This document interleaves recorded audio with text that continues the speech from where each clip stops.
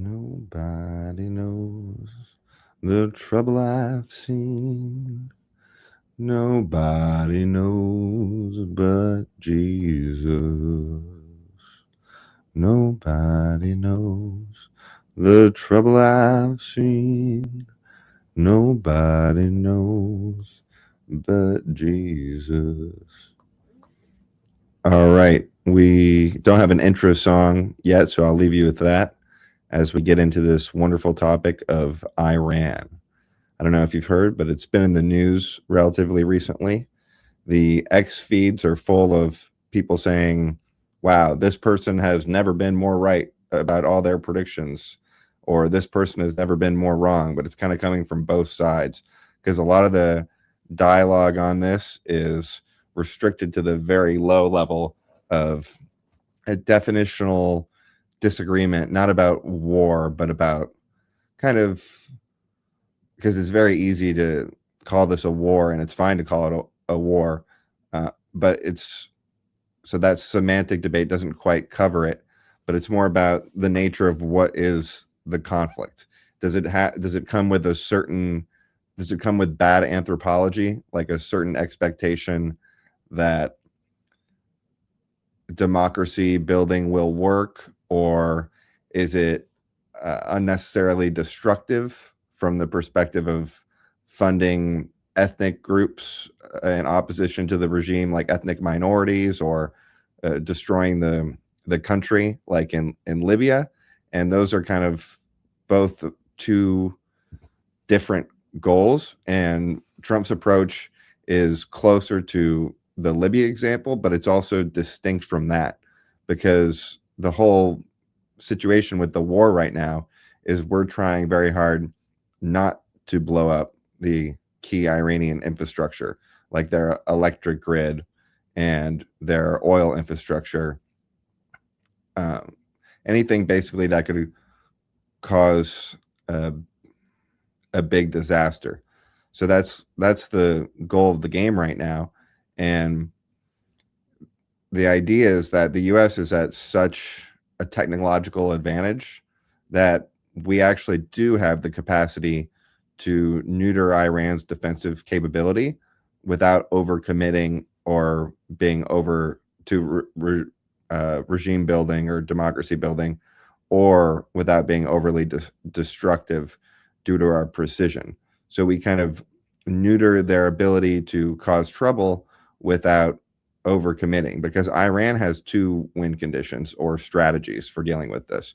They have uh, prepared all of their war plans around a U.S. ground invasion. So they're ready to make a ground invasion incredibly costly for the U.S., costly enough to hurt the U.S., more than more than it's worth going in. The other side of that deterrence, this is the missile deterrence part, is they can make it too costly on the other end for us to establish air superiority.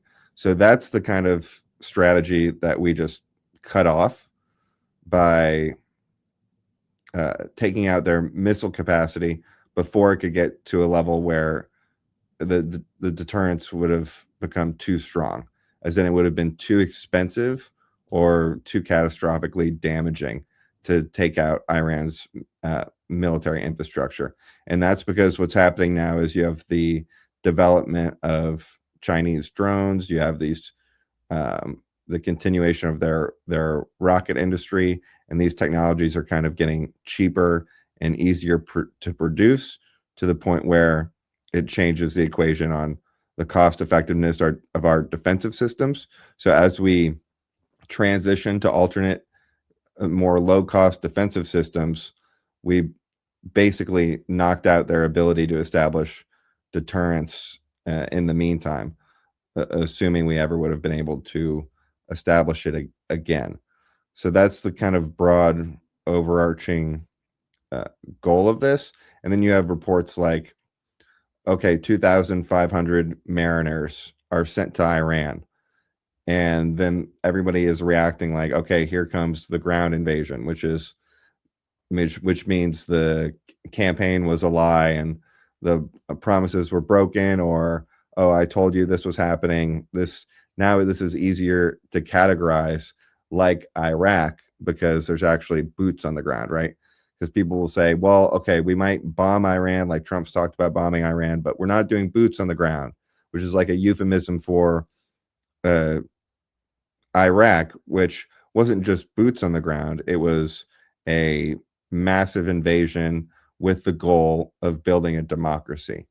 Now, if boots go on the ground in Iran to specifically to secure the Strait of Hormuz, then people are going to yell, oh, look, there it is. There's troops on the ground. And yes, those are troops on the ground. You can argue about the definition of war, but the core importance is what is actually happening. Forget the words. What is the strategy? And it's not a nation building strategy. It's not a nation collapsing strategy. And it's securing the strait actually plays into the opposite of that strategy, because it lowers Iran's leverage, which means we're less likely to have to blow them up to entirely to resolve the situation with a potentially belligerent regime. And maybe this all sounds trivial and semantic, but it affects the way people actually think about the conflict. So I'm going to go to this clip now from Brett Weinstein's interview with Tucker Carlson. And I actually know Brett. I'm friends with Brett. So I thought some of his post-interview corrections were kind of comical. But let me just pull up this clip here. Sorry, I just paused the recording to find the recording because it was taking me too long. And here it is. So we got that on the big screen, and we'll hit ticking, and its opportunity to find. Okay. I feel, and I cannot say for sure, but I feel that something was watching, and it felt the clock ticking, and its opportunity to finally bring about this war, which I think Netanyahu said he's been dreaming of for 40 years. He did say that. So something wanted this war to happen, and there was the perception that the opportunity. Yes, we know that Israel's been opposed to the Iranian regime. The window was closing, so it had to be brought about quickly. Given how public Charlie was on this. So they're talking about the window for doing something was closing. And the factors that they're analyzing there in terms of the timeline are this supposed trend of people in the U.S., voters turning against Israel, and the future of politics being defined only by the issue of Israel, as in it was going to be a losing issue. In the future going forward, if you're pro Israel or for Israel, then you're never going to get elected again. Eventually, that's like the inevitable trend that they're referencing. They're referencing a cultural trend. The thing is that is a mirage. Nobody actually cares about Israel. It's a mania that's been inserted as a explanatory panacea, and people are going to get tired of it. I predicted both that it would get big when people said, oh, don't worry about it, or it's not real. Like when I was talking to libertarians about how Fuentes is actually a problem. And then libertarians started copying Fuentes after telling me that he wouldn't get big. They became like semi part of his ecosystem in this regard, in terms of giving Israel so much explanatory power. And I also said that that's not going to last. So I both predicted its rise and its fall. And right now you're starting to see people getting a little tired of the issue, a little tired of explaining everything through the lens of Israel. Like, just as a thought exercise, even if you think Israel is a certain percent of the driving factor, like, can you create a narrative around that explains with some explanatory power about the situation that doesn't involve Israel? And if you can't explain any other reason the U.S. is in the position it's in as a global empire, then I mean it's not very serious. A classic example that I've brought up before is the pipeline in Rafah, where there was a planned pipeline through to Iraq, through Israel, into the Mediterranean, through Greece, into Europe. Pretty much all pipelines are planned to go out through that route for obvious reasons, and because it's a secure route. And Israel would have gotten a markup for having a gas line go through their territory. They would have got some money off of that. And people ascribe that they'll point that out and say that was the whole reason for, or not, that was like one of the reasons for the war, right? All these things that Israel wanted, that they got out of it. And Tucker said, like, what do we benefit from a pipeline in Rafah? It's like, yeah, nothing exactly. It's just the Israelis making money. No, a pipeline, Europe still doesn't have an external pipeline outside of Russia. So a pipeline into Europe changes the entire geopolitical situation and has massive economic ramifications. So it's boring. It's like you gotta think of other factors here, and so that's kind of yeah. So that's that mania that people are getting tired of it, right? Because I'm saying like this is just boring after a while, and so Brett and Tucker are saying that the window was closing on Iran to do something because of this reason. In reality, as I discussed previously, the window was actually determined by the cost of deterrence, because of the changing technological landscape of drones and missile defense systems. So let's go on here. Given how public Charlie was on this topic, I can't help but wonder. Now, obviously, that will sound crazy to many people, that something would have even considered such a thing. But I will say that after Charlie was killed, Benjamin Netanyahu very quickly denied responsibility for it. I was shocked by this. It did not seem natural. Now, I'm not saying that that means that anything in that quadrant was responsible for the murder. All I know is that we didn't get a decent investigation. But I did feel, and maybe I hope you. Okay. The reason Netanyahu was explaining so soon after the conflict that he or Israel had nothing to do with the assassination of Charlie Kirk was because there were rumors exploding on the internet about Israel being responsible for killing Charlie Kirk, because that's where all the psychos went to immediately. And then an NBC reporter or something asked Netanyahu about it, and he denied it. So with that context, how silly does all this speculation sound that we're about to hear? You will tell me that I'm imagining this. I did feel that denial by Netanyahu was effectively a Rorschach test and maybe designed to be one. That I was supposed to feel alarmed by this, and a normal person was supposed to think that is batshit crazy. So now that we've had the context a little bit to the interview, can you see how this is just full-fledged paranoia? Like, crazy people yell about Israel, media ask Netanyahu. He says, what? No, of course not. And now that's like supposed to be a psychological attack specifically designed to make Brett feel uncomfortable. He said they didn't do it. Obviously, they didn't do it. So anyway, I'm not telling you that I see the evidence that somebody did it, but what I am telling you is we've just found ourselves in a war that Charlie would have been opposed to. We know that from his public and private statements. Okay, so that right there is a huge problem and a huge assumption that gets back to what I was talking about as to the definition of war.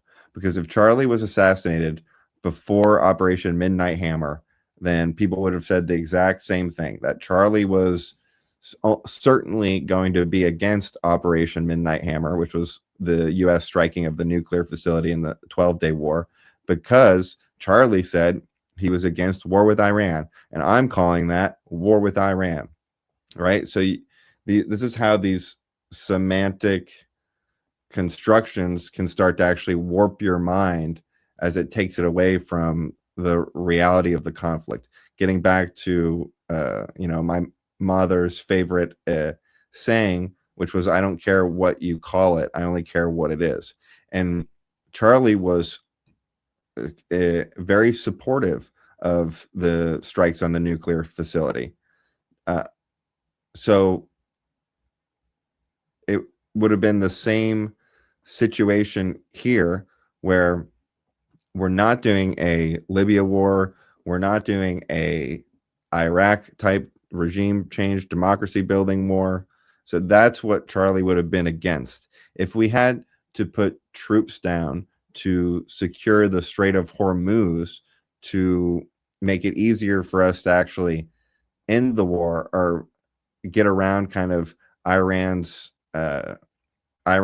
tactics for making our life difficult, then Charlie would not have turned against Trump and the whole project and said everybody was betrayed, because Trump's approach involves an entirely different philosophy and understanding of the world. Like, the point of Iraq was to learn certain lessons.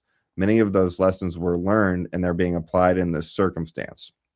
And because Brett can't see any of like the potential reasons for the war, he assumes that it must just be because of Israel.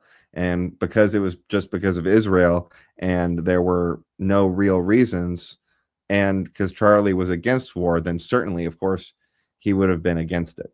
Again, people would have said the same thing if he was assassinated before Operation Midnight Hammer. Charlie's whole political mission was around preventing the right from fracturing over the psyop around Israel.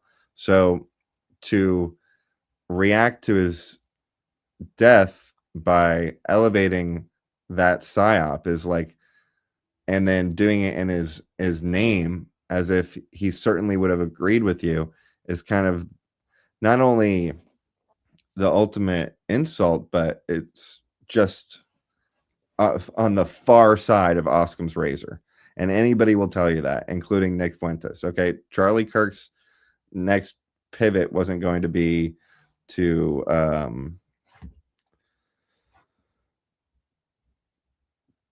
Fuentes.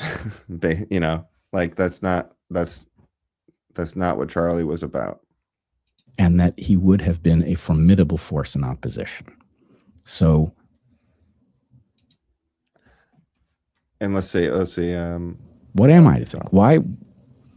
At least we should have an investigation that tells us for sure that we know who committed the crime and that there wasn't something larger about it. Oh yeah, another assumption is that Brett is assuming the investigation is bad. The investigation isn't bad. It's not public, which is normal. Secondly, I'm not denying that there's any potential that a group could have been behind Charlie's assassination beyond simply the shooter, assuming that whatever his name was the shooter, the trans guy. That's perfectly possible. Just like the Butler scenario is highly suspicious. But if you have a deep state kind of nefarious force participating in a covert execution or assassination, what makes you think that they're going to leave a paper trail that ties back to them, or that they're going to like with the Butler shooting of Trump? Like, what people suspected the Secret Service or the FBI were compromised in various ways, but what makes you think that that would actually be discoverable? Like, the whole point is to do that through hidden channels. The point of that is to do that in a way where you can't have that tied back to you. So even with control of the FBI, there's it's not like the information is going to be in one of their file cabinets, like left behind. It's not going to be even handled through official channels at all. So to say that there was like no conspiratorial smoking gun in the investigation and therefore it was a bad investigation, is, when most of the details aren't even public anyways, is just kind of a weird way of, or useless way of thinking about it from multiple angles. But look, now I've said unforgivable things. It's done. I don't know why that's unforgivable. I mean, this is an American citizen, someone you knew, and you're not. I'm friends with Brett, by the way. Some of it, he apologized about some of his incorrect statements on Twitter, which was kind of funny, but it's just, it also makes you realize, like, these knowledge gaps and these, it's not just audience capture. Like, a lot of times it's influence capture. I think Tucker Carlson is a bit more strategic, but I think Brett just got caught up in this public narrative. Not accusing anyone of anything. And I do think, leaving aside Charlie's murder, and like, Brett has multiple flawed assumptions that we just went through, like the Netanyahu interview where he was being asked the question where Brett didn't know that. And so, like, all of these false assumptions that are built into the narrative are fueling his paranoia. You know, the question of who did it, for a foreign leader to weigh in immediately and hog all the attention and make it all about himself and start issuing all these statements about how Charlie lived and died for Israel is totally unforgivable. And I say this as his friend. I just think it's, if someone did that to me after my death, I think my family would be outraged. It's not about you. Right. That's sick projection from Tucker, because he's talking about how his family would be outraged. Well, he's clearly not doing the thing that would make Erica Kirk happy. So, or Charlie happy. As we've discussed, it's especially sick and twisted to use Charlie's death, assassination, which, if anything, was a strategic ploy by the left to destroy and divide the right, to use that move to further the left's agenda of dividing the right to sabotage MAGA, is like an especially sick perversion, especially when you do it with kind of the acting and fake sincerity that Tucker regularly demonstrates. It's pretty hard to watch. So that was disgusting behavior from someone with a track record of disgusting behavior, but at the very least, Projection, iron rule of leftist projection never fails. at least we could say that's just wrong. That's not how you behave in the wake of a young man's murder. And I'm never alleged. I don't even talk about this topic, and I'm not going to now, other than to say, I think everything you've said is entirely reasonable, and it's not an insult to the living. Well, to want to know what happened to the dead. Well, yeah. So multiple things wrong with that. Kind of leaves you speechless. But I was using it to set up some broader talking points. Let's get into something that stupid that Ben Shapiro said, just to balance things out here. Stop sharing that screen. Here's the Ben one.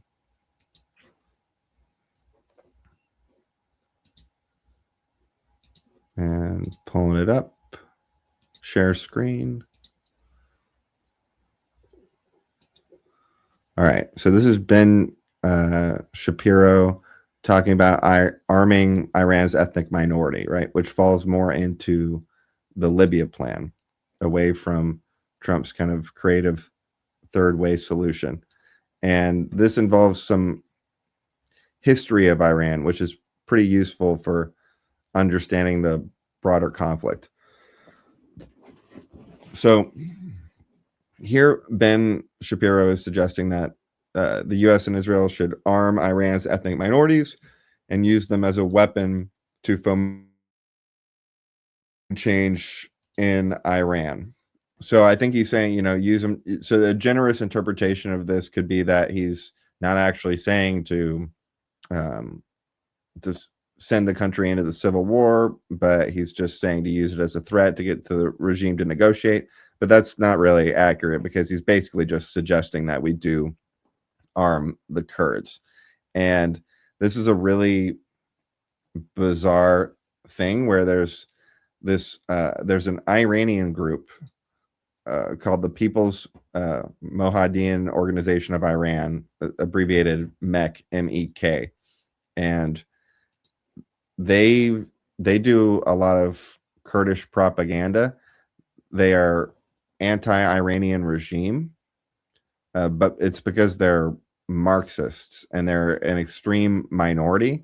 And this group got a bunch of money from Saddam when Saddam was in charge of Iraq to undermine Iran, right? So these were Marxists that were funded by Saddam in Iran to disrupt Iran.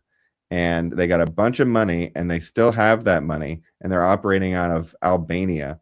And they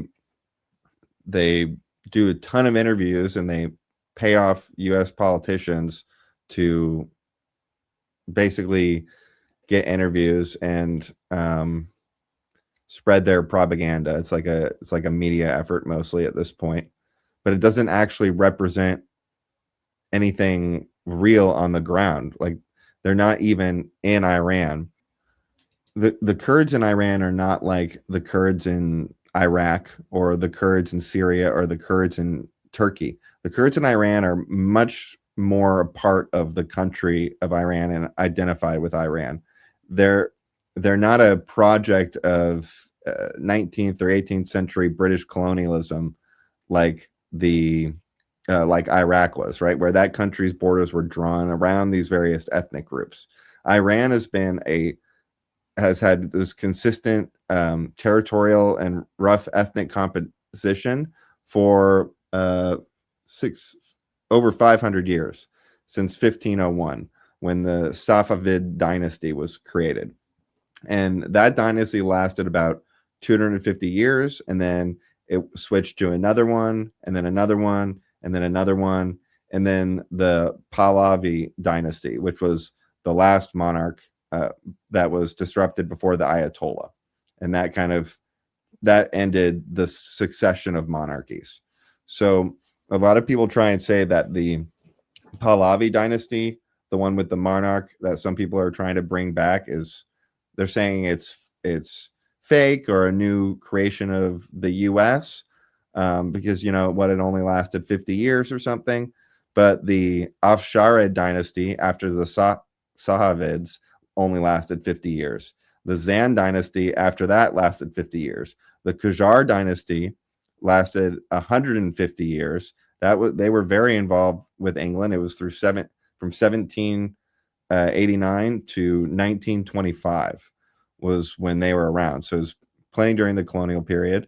And Pahlavi was the monarch that took over as Iran modernized. So maybe you could associate it more with the direction of the British Empire and try to characterize it as a part of that. But lots of countries all over the world modernized. And when they modernized, they're going to probably be the faction that's more aligned with the Europeans for obvious reasons, especially in the 18 and 1900s. There's more of a distinction now between globalists and pro-market alliances. Like there's two different kinds of international cooperation, like global government cartel versus kind of expanding trade.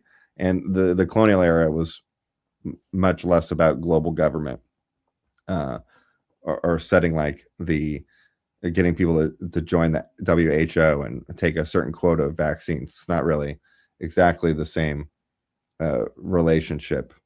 But yeah, the point being that the monarch that the Pahlavi dynasty overtook, it was just a series of changes in the monarchy, just like how in England you have the Normans and then the Tudors, and it changes dynasties, but it's a consistent monarch within a consistent territory with the same ethnic groups. And so all these various ethnic groups in Iran, like the Kurds and the Azeri, they are baked into the fabric of Iran.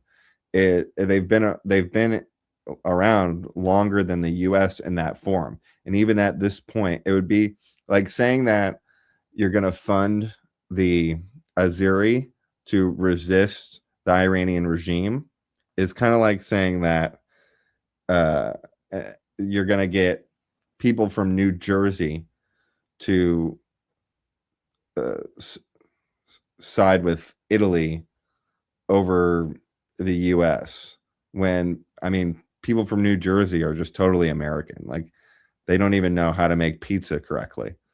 Sorry, I mean, I like Italian pizza, but maybe people prefer the American version. But I'll use correctly in that sense for this context. But that, I mean, the fact that would be an argument just kind of shows everything in and of itself. They're very much a part of the fabric of what modern Iran is. And of course, that isn't to say there aren't longstanding differences. Like, if you look at the US from a federalist perspective, like, there's still voting patterns that correlate to various ethnic groups and cultural trends that draw way back, whether that's Saxons or Celts, and all of those, how those differences express politically is very consistent. So that dynamic does exist. At the same time, there is a sense of national identity that does go beyond that. And especially if you could imagine the US staying in its form for another 250 years, that it would be even more integrated in that manner. And so, yeah, people from New Jersey don't want to side with Italy.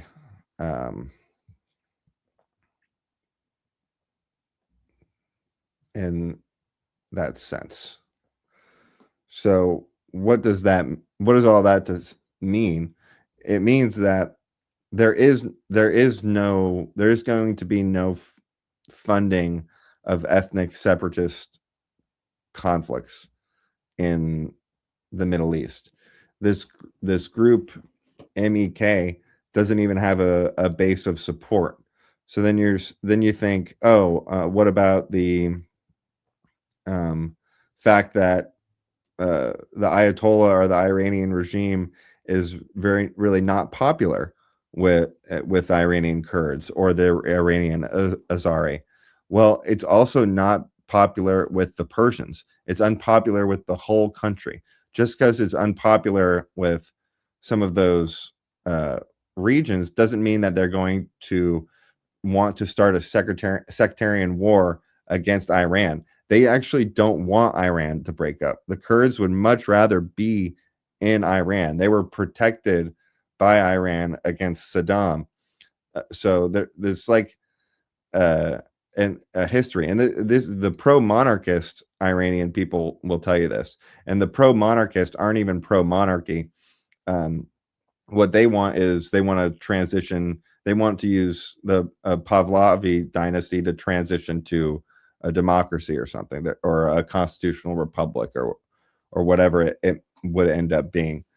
So they don't even want this. All the Iranian monarchs who, Ben Shapiro is supposedly friends with, they do not want this strategy to destroy and split up their country. Not only that, but they don't even take it seriously, because it's not even a real logistic possibility.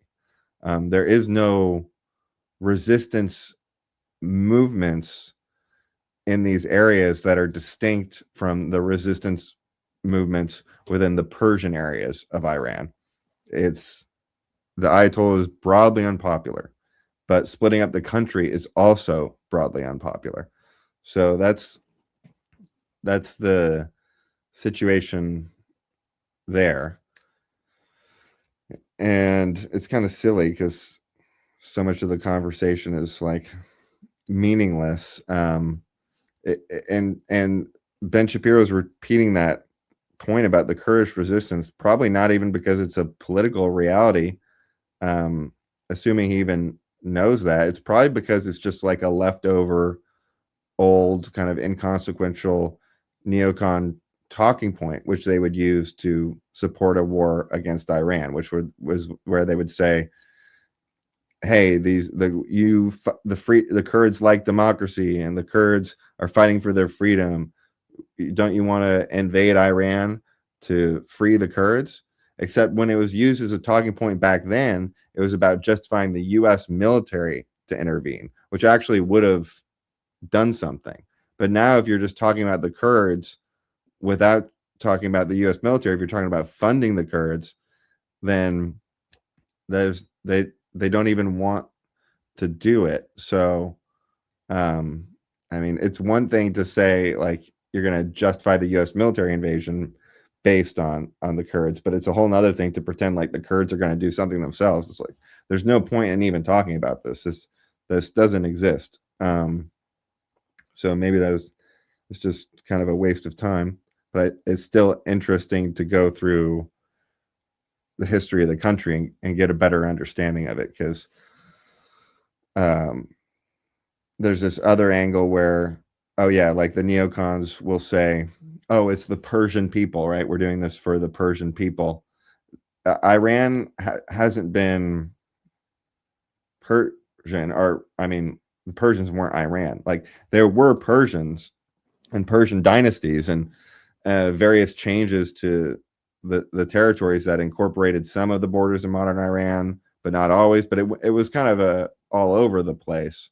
And those are Persians as the specific group within Iran. Iran itself is not Persian. It's like it's majority Persian, but it's the nation of Iran. And weirdly, Ben's kind of flipping that point to where he's saying like, hey, the Persians are weak because they're barely the majority, so we should fund this opposition. But it's the opposite. It's that like they're one country, regardless of whether the Persians are a narrow majority. They actually are a real country, which much of Africa and the Middle East are not. They're square borders drawn around, having multiple factions, so it's easier to control. Iran did that themselves a while ago to the point where they're kind of fused together. So I mean, maybe Iraq sees that and they think, well, it's like a logical progression for them to be in a block, but they don't have the same cultural blending as Iran does. Okay, yeah, we need to analyze this conflict in terms of how it fits into globalism versus, let me remove this screen.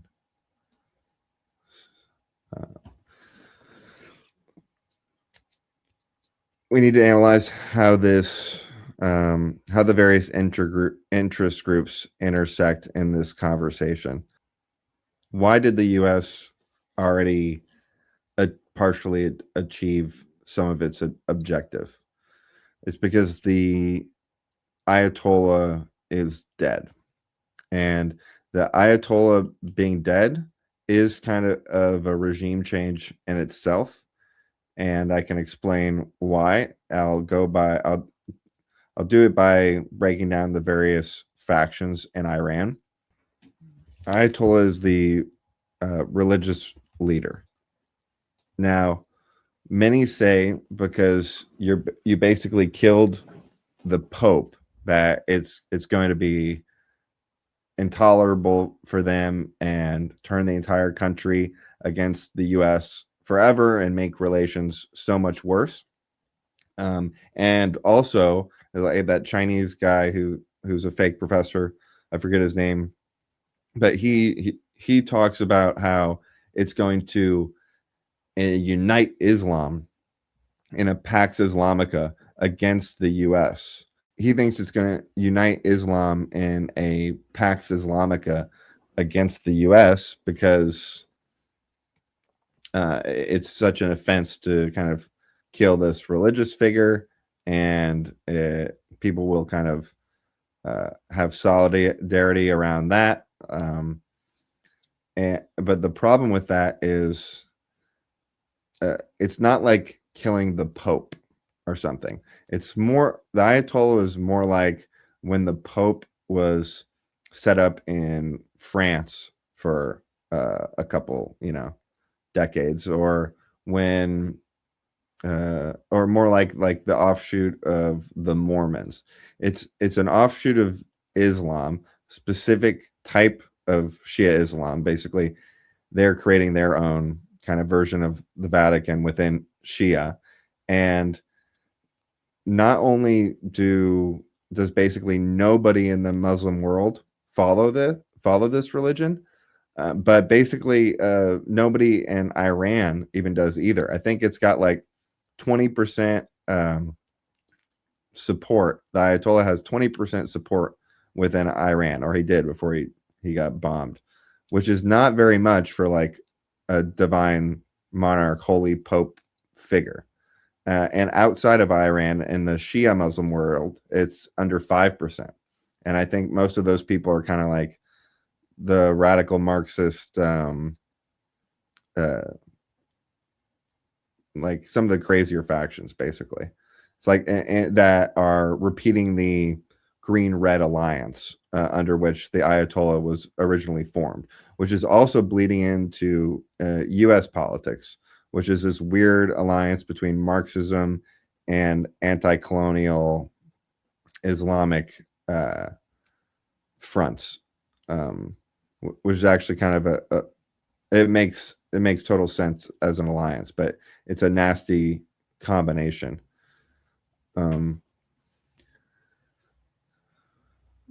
So it's not like a huge insult to kill the Ayatollah, but the Ayatollah still had power within Iran. And I think this is basically my own political theory, because I don't hear anyone else using this lens, but I kind of logically deduced it, that monarchy doesn't scale. So I consider monarchy to be similar to communism, and that when some people semantically say like communism works up to 150 people, and that's not totally accurate, but we'll go with the framing, and it's not accurate for monarchy either. But within that same framing, by the same token, Marxism can scale to 150, monarchy can scale to like, a million, 100,000, whatever number you want to put on it, maybe lower than that. But at some point, if you have kind of a top-down authority managing things, then the reality of it is it becomes managed through this bureaucracy, and this bureaucracy is connected to industry and its own, and it forms its own oligarchical special interest groups. And the monarchy doesn't have time to manage every different bureaucracy and every aspect of the machinery of the government that's being used to maintain this level of control associated with the monarchy's monopoly. He's not going to be able to manage that. Basically goes from monarchy to rule by bureaucracy. And there's only two ways to manage a complex society, which is bureaucracy or market institutions. And market institutions kind of have to be cultivated. So when you're looking at a country without those institutions cultivated, maybe you think, oh, they actually need a strong man to do these pro-market reforms, because they're going to need somebody that has the power to overcome the oligarchy, because these pro-market reforms are going to disrupt various interests' control of their market. And so that they were kind of already in control of the government, the junta, the IRGC, the Iranian Guard, like they were the hard power, but the Ayatollah still had a lot of veto control and cultural control. So, and it works both ways, because the Guard can use the Ayatollah to justify their military control to a degree, even though he's not popular. It gave them broadly in Iran, or the regime's not, it gave them enough, that 20% is enough to kind of like secure the legitimacy of the regime, in the same way that Maduro in Venezuela only had about 20% support. It's basically all you need. And the Ayatollah was kind of, important for that, but towards the end, he became more of a nuisance, where he kind of disrupted the plans of the oligarchs more than he helped them maintain legitimacy, because he was kind of he kind of did take a belligerent strategy. Like he was less of an oligarch and more of like a national socialist theocrat. And so that clashed a bit with the faction of the Iranian deep state that wanted to work with the US globalists like Obama and Jeffrey Sachs and people like that. And their plan was, hey, we'll help you because we want to maintain our oligarchy. So what you do when you want to maintain an oligarchy is you join the faction that is pro global cartel, because if everybody's regulating inside of an international system, that's going to put way less pressure on you to go to the more free market route. It's going to enable that oligarchy to maintain control of the society without slipping too far behind other societies. So when the industry is uncompetitive, it'll be kind of less regulated. And then as they get more competitive, it'll be locked into the global system. And that's kind of like the vision of the leftists. But the problem with that is the leftists, it's not just kind of a neutral thing, it's they are very committed to global government, which is actually a scary prospect, and they will sow chaos on their own country, America, to make sure that happens, because the alliances aren't really like nation versus nation. It's more like globalists versus national socialist versus free nation. Like you have all these kind of interests playing off of each other. And the National Socialists are more kind of like the Russians, where they don't want this system of global control and putting impositions on them. Like, okay, this is where the Ayatollah comes in, because the Ayatollah was fiercely for Iranian independence. The oligarchs don't care about that as much in terms of economic regulations or policy or joining kind of that cartel. So they're like buddy buddies with the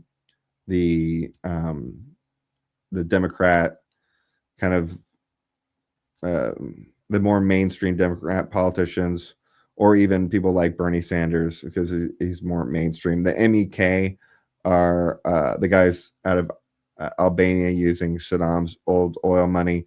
They are more fit in with like the communist left, and the dissident right promotes those guys. Because from the left perspective, they're communists. From the right perspective, it's a narrative of sectarian independence. But it's I forget where I was going with that tangent. But where were we? Going back to Iran, the different ethnic groups, the okay, yeah, the globalists versus the other factions. Okay, yeah, yes. So once the Ayatollah's gone, then the globalist oligarch faction of Iran, which represents the bureaucracy, has more basically implicit control. The issue is that Trump is dismantling the globalist system, which is threatening global oligarchy. So, like, you may not make all the connections, but they do. They understand the game that is being played, and they want Trump to lose, just like the Europeans want Trump to lose. They want to do anything they can to sabotage Trump. They want to keep the conflict going with Russia.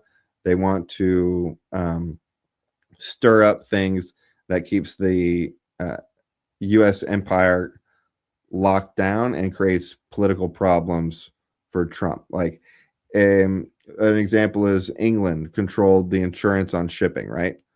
When the war with Iran broke out, then England jacked up the insurance policy prices to a very large degree to try and kind of shut down shipping.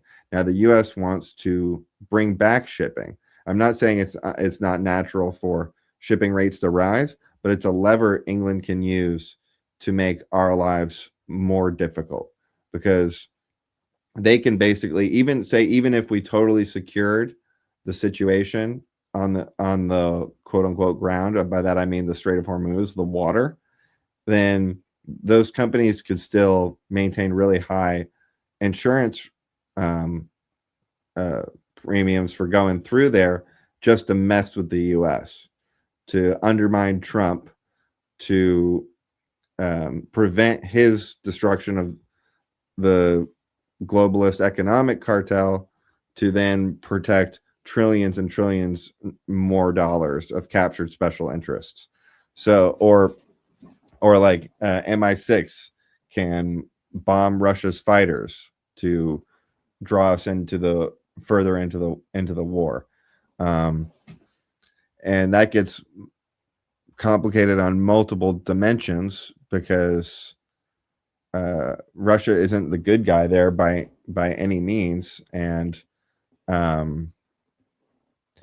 they're kind of like in between as the National Socialists. They're in the same position as the Ayatollah in Iran, of like not kind of wanting to commit to globalism or free market. So it's like a weird mismatch, crisscrossing combination of alliances and incentives for disruption that are kind of fun to explore, but also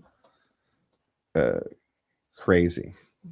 Okay, so then you think, okay, so you've got that faction of the oligarchs, and you think, why can't Trump work with them? And he probably can to a certain degree, certainly better than he could with the Ayatollah. But because they're in the globalist faction, they're still going to be trying to disrupt the US. So if you can bog the US down in the Middle East, then you have a ton of control over their political situation, because you can make good or bad things happen. Similar to how Carter in the US struggled with the hostages. I don't know if this is true or not, but apparently Iran made a deal with Reagan that if they held the hostages until Reagan got elected, then Reagan could be the hero and it would help his political faction. So we covered how kind of Europe kind of can work to undermine Trump through this conflict in Ukraine, and it's the same things the globalists could do if they controlled Iran. Because if they controlled Iran and Iran had the time to develop deterrence, then Iran could sabotage the Abraham Accords alliance by deterring investment in the region at a threshold where they could be way more disruptive without the threshold for it being worth it to neuter Iran being met. Because if they had established more deterrence, then that cost would have been inconceivable. So Iran achieving deterrence in the Middle East, as it's being shifted to this anti-globalist, like free market series of countries, that's a big deal. We're actually winning, and Fuentes will describe this as, hey, actually Israel won the situation. They won the war, because now they're going to be the most powerful country in the Middle East. But the reality is, it's not Israel. It's a lot of countries. Every country in the Middle East besides Iran now is aligned in opposition to them, partly because of Iran's belligerence in terms of the strikes and response. But a lot of these countries are serious powerhouses in their own right, both economically and increasingly militarily.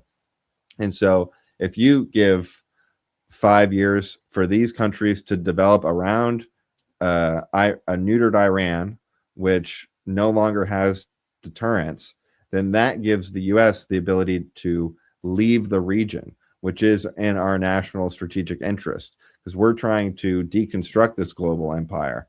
And ironically, and you can take a very narrow interpretation of that, like you're doing oh, you're saying the war is peace, you're saying, oh, war means peace thing. But that's, you don't want to turn a valuable kind of lesson about Orwellian manipulation into a thought terminating cliche. The Orwellian point about people claiming war is peace, like Anakin, there will be peace and security in my new empire. Like, that's a very clear, good warning of the perversion of those concepts. But that doesn't apply to managing dependencies so you can deconstruct empire, which gets back to the point of something that many people haven't realized, is that, okay, you can point to the fact that the founding fathers would have been against a welfare state, but now we have a welfare state. So deconstructing it is an entirely different challenge than not engaging it in the first place. And so you see this parallel with people bringing up George Washington's point about avoiding entangling alliances. But the entire point of George Washington saying that you should avoid entangling alliances is that they are very entangling. And Washington would recognize exactly how entangling they are, because when we make entire regions dependent on us for our security infrastructure, then what happens when we leave? It's going to change the way other people react in the region. It's going to create chaos. So the way to deconstruct empire is you need to be able to pass off regional security obligations to various countries or allies or whoever is going to take up the responsibility, because otherwise you're going to leave a vacuum. And security, like anything, is a market, and if you just abolish the supply, it's going to change how people act. And so the Trump's goal in the Middle East is to get these blocks of country. They're forming broad Middle Eastern alliances. They want to go the way of Saudi. Iran wants to go the way of Saudi Arabia, not the way. The Middle East wants to go to the way of Saudi Arabia, not the way of Iran. Right? That's the way things are going. And if that trend develops, then Iran is going to be outpowered really quickly. But if Iran can maintain deterrence and then use that deterrence to foment all sorts of chaos across the region to deter investment, then they can stop the progress in those countries, and that actually draws the US in and makes it so that we have to stay in the Middle East, because these countries are never going to be wealthy enough to be able to take over the burden of security. So that's how the globalists can use Iran to not only keep Trump bogged down, but maintain the broader infrastructure of US military control, which, in a global sense, which they use to promote their globalist project. Whereas Trump wants to withdraw to the US hemisphere.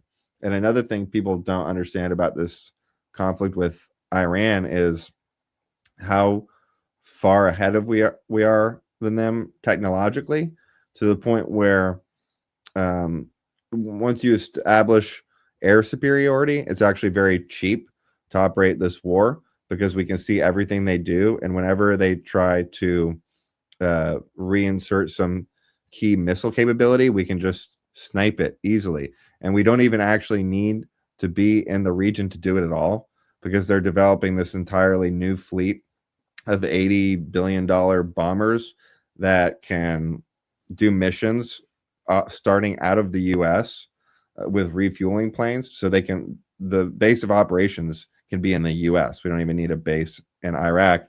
And they can fly over and just deliver bunker busters from a stealth height and take out, basically with precision, any sort of military infrastructure that Iran might want to pop up.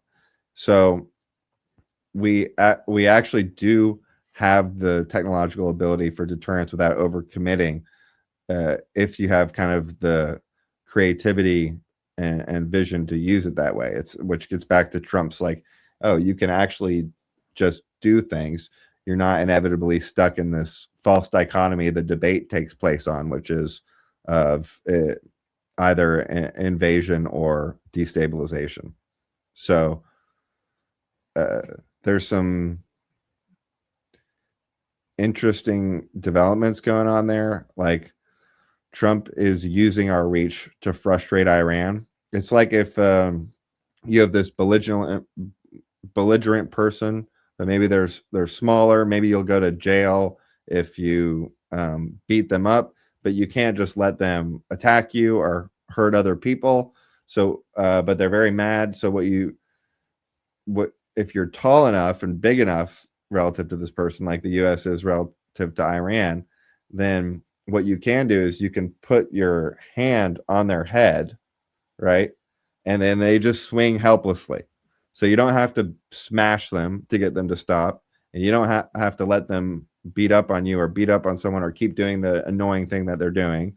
Because you can maintain that deterrence, and then all you need is patience, and Iran has nowhere to go and their position gets weaker. And so there's a whole complicated landscape to this war in terms of globalists, regional nationalists, pro-market people, the global cartel versus breaking it, the religion in the Middle East, the ethnic nature of Iran. Like all these factors are kind of not being discussed, but the understanding is required. It's required for a broader understanding of the conflict than Israel made us do it, which kind of gets back to the Brett Weinstein thing. Like I said, I'm friends with Brett Weinstein. I think he doesn't understand all of this stuff, and he kind of has a leftist conspiratorial view of how the world works, because he's maybe less of a systems thinker in that regard, certainly in terms of the cartels. So it's more about like shadowy incentives. And I try to explain to him that you're never going to empty the deep state without clearing the shallow state. Because we would argue about we were like, what's more of a problem, right? Like, or what, not what's more of a problem, but what is the deep state to you? Is it the administrative state, or is it like the deepest layers of shadowy cabal and assassination squads, stuff like that? And he's saying it's more like the shadowy cabal type. Maybe you could put a blanket intel kind of a community onto that. Although that's much more complicated, because one of Trump's very interesting things that he's doing is he's actually pitting the military interest against the corporate interest, which is why we're getting so much deregulation. Because you've heard of empire leading to less freedom at home, but have you heard of eliminating bureaucracy for the sake of national security, right? Which is the angle that Trump's able to take, because he's like, hey, military guys, you don't have the supply chain to even like to do anything except for resort on nuclear weapons if you get into a conflict, like for self-preservation, because you don't have the supply chain for drones or any of this other stuff. And so we need to free the economy so that we have this productive capacity to be economically and to be militarily secure. Otherwise, all the things you care about don't matter. And that's actually a really great angle, because the corporate interests, the oligarchy, they have most of the money. They have like $20 trillion of the special interests revolve around them, and only like $1 million for the military, but $1 trillion for the military. But the military has all the guns, so they can actually protect you from getting assassinated by the corporations. And also, it's nuanced where like a lot of these corporations also want to grow more. Like they view it as not a static pie that you're just taking from. It's like Apple can still have success if the market is freed and these various dynamics. Even if other people grow around them in market share, they can still have as they can still be making as much or more money. It'll just be a smaller percent of a much larger economy. And obviously that's not always the case. Like a lot of deregulation is going to destroy a lot of corporations' monopolistic market share. So they obviously fight against it. But there's ways to identify the areas of least resistance and the biggest opportunity gaps. And a good example of this recently is Trump just did a major housing deregulation push, and they justified a lot of that legislation and the political powers for deregulating housing through national security, which is kind of an angle he's actually taken the whole time relative to deregulation. So it's really cool. And it just shows how people have turned another great insight about empires leading to restriction of domestic freedom into a thought terminating cliche, because they're like, Trump did the war with Iran, which wasn't what they described as the war. But anyways, but that means that he's doing military stuff, which means we're going to lose freedom at home. And like, again, you have to go through the context instead of turning like really good expressions into thought terminating cliches. And then yeah, and with Brett, like with the broader understanding is important for not ascribing everything to Israel, which is lazy and boring and brings us back to, Russiagate, except that the right is doing it to themselves. And by the right, I don't really mean the right. There's kind of a lot going on there, but we'll leave it at that for now. I had a lot of fun talking about Iran, and maybe I'll try and have some conversations with people about it so that I can not have to think of all of the potential objections to what I'm saying in my head, so then I can respond to an imaginary person. Makes it makes the flow a little more complicated. So, all right, have a wonderful day and peace. I forgot to mention it when I got on that tangent about playing the national security state off of the oligarchy, but the second point to the deep state point with Brett is we're arguing over what the deep state is. Is it the administrative state? Is it secret? He's arguing. I was arguing that it's more like the administrative state. He was arguing that it was more like the nefarious aspects of intelligence. And so we decided to distinguish between two terms. Let's make two terms for it. So he would say what he was talking about is the deep state, and what I'm talking about is the shallow state, right? Kind of indicating it's less important. So I didn't care. I just want separation of clear terms.